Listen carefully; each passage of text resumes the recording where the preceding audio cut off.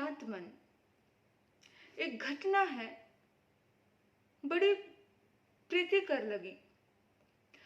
बात किसी की भी हो और किसी के बीच की भी हो, लेकिन अगर उसमें अच्छाई हो तो उसे उठा लेना चाहिए, उसे समझ लेना चाहिए, उसकी तह तक जाकर के अपनी आत्मा को कुछ संदेश दे देना चाहिए।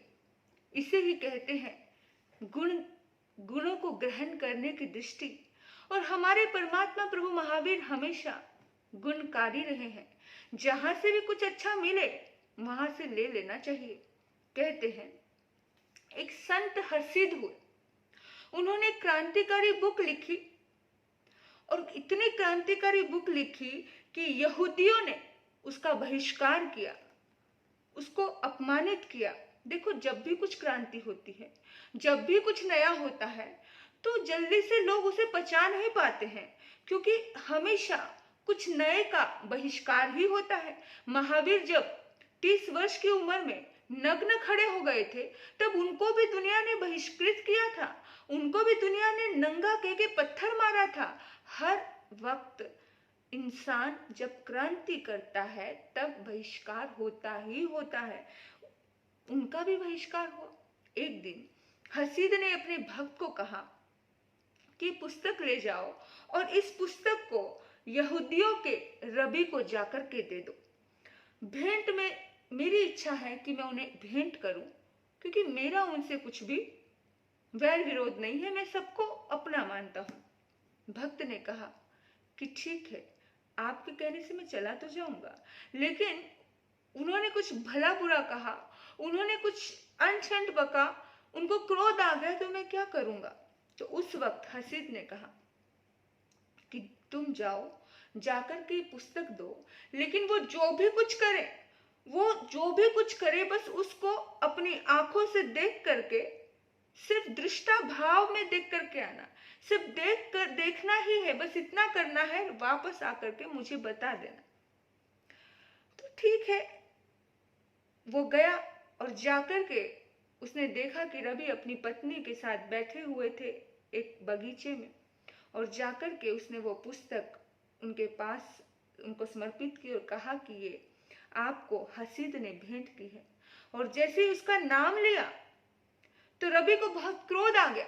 उसने उस पुस्तक को लिया और जोर से फेंक के मारा।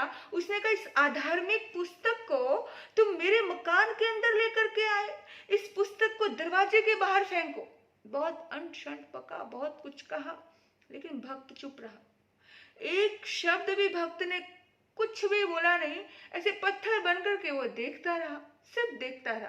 क्योंकि जब उसने अपने मन को, अपने माइंड को प्रिपेयर कर लिया था कि मुझे कुछ रिप्लाई नहीं करना है, मुझे सिर्फ देखते ही रहना है, माइंड को प्रिपेयर किया था कि सामने कुछ भी हो जाए पर मुझे बोलना नहीं है, मुझे रिएक्शन देना नहीं है, मुझे क्या करना है, सिर्फ देखना है।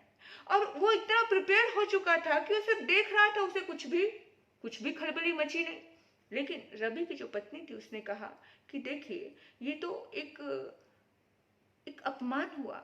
हमारे घर में हजारों किताबें हैं, आखिर ज्ञान एक देवता है, इसका अपमान करना आपको शोभा नहीं देता है। ये सद्बुद्धि को भ्रष्ट करने का एक जरिया आप ढूंढ रहे हो। बुक कैसी भी हो, आपको लग रहा है कि यह धार्मिक बुक है, बेशक यह धार्मिक बुक आपकी दृष्टि में हो सकती है, पर असत्य में से भी तो सत्य को खोजा जा सकता है, दुख में से भी सुख को ढूंढा जा सकता है। क्यों मक्खन में से घी नहीं निकाला जा सकता है क्या? सब कुछ हो सकता है। तो अभी पत्नी के कहने पे थोड़ा सा शांत हुआ, दोनों परस्पर आपस में वार्तालाप करने लगे, बातचीत करने लगे।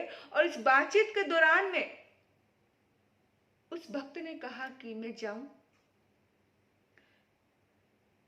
लेकिन रवि कहते हैं कि पर तुमने कुछ उत्तर नहीं दिया, तुमने कुछ बोला नहीं।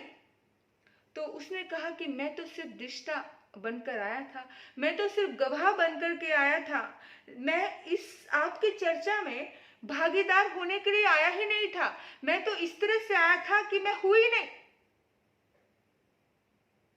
और सुनो, आज मैं बेहद खुश हूं, और आज मैं धन्यवाद देता हूँ तुमको कि मुझे जीवन का एक बहुत बड़ा सत्य मिला है। आज ये पहला मौका मेरे जीवन में आया। इस पहले मौके में मुझे एक सत्य की किरण जागी है, एक ज्योत मेरे भीतर में जागी है। जब मैं सिर्फ गवाह हुआ हूँ, जब मैं सिर्फ साक्षी हुआ हूँ, मेरा चित्त आज हंस रहा है, मेरा मन आज बेहद खुश है। काश मैं पूरी जिंदगी ऐसे ही जी पाऊं, काश मैं पूरी जिंदगी ऐसे ही दृष्टा भाव में रह पाऊं। काश मेरे बंधु, उस भक्त ने कहा कि काश मैं पूरी जिंदगी इस दृष्टा भाव में रह पाऊं। वो भक्त की ही बात नहीं है, ये बात हमारी और आपकी भी है कि काश हम पूरी जिंदगी दृष्टा भाव में रह पाए। काश हम हर होने वाली परिस्थिति के सामने अपने मन को प्रिपेयर कर पाए। हर आने वाला कौन सा पल कैसा होगा हमें नहीं पता। पता है क्या कि क्या घटना घटेगी आने वाले पल में, कौन हमसे कौन से बदतमीजी से पेश आएगा, कौन हमें कितने क्रूर शब्द कहेगा, कौन हमें प्रेम भरा वातावरण हमें देगा, कौन हमें प्रेम से गले लगाएगा और कौन हमें नफरत से ठुकराएगा। हम नहीं जानते हैं कि कौन सा रिश्ता अपना बनकर के हमारे पीठ पीछे छुरा घोंप देगा। हम नहीं जानते हैं, एक पल का भी हमें नहीं पता है। लेकिन काश काश एक सूत्र हमारे जीवन में आ जाए। काश ये बुद्ध का सूत्र, ये महावीर का सूत्र, ज्ञाता दृष्टा भाव हमारे जीवन में आ जाए। काश ये साक्षी भाव हमारे जीवन में आ जाए कि हम सिर्फ और सिर्फ देखें उस दृश्य को, हम अपने माइंड को प्रिपेयर कर ले कि जो होना है वो हो रहा है। मैं तो सिर्फ साक्षी बनकर देख रहा हूं। मैं इस जो वार्तालाप है, जो स्थिति है, जो परिस्थिति है, मैं उसमें भागीदार होने के लिए हुई नहीं। मेरे बंधुओं, ये साधना है बुद्ध होने की, ये साधना है सिद्ध होने की। अपने मन को प्रति पल प्रति क्षण प्रिपेयर रखिए आने वाले हर पल के लिए, और मौन होकर के, चुप होकर के, ज्ञाता दृष्टा भाव में जिए, होश पूर्वक जिए कि जो दृश्य है इस दृश्य का आनंद लेकर के जिए। जिंदगी में बहुत शांति आ जाएगी, बहुत आनंद आएगा।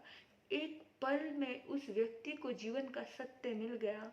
हमें इस मिले हुए सत्य से हमें कुछ सत्य मिल जाए, बस यही दुआ है आपके लिए भी और स्वयं के लिए भी कि हे प्रभु, ऐसा ही सत्य प्रकट हो कि हम अपने माइंड को, अपने दिल को प्रतिपल प्रिपेयर रखें हर परिस्थिति में।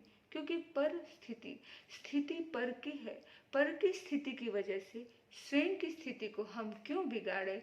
हम आनंद में रहना सीखें, ज्ञाता दृष्टा भाव में रहना सीखें। बस आपने मुझे सुना, आपके भीतर बैठे परमात्मा को नमन कर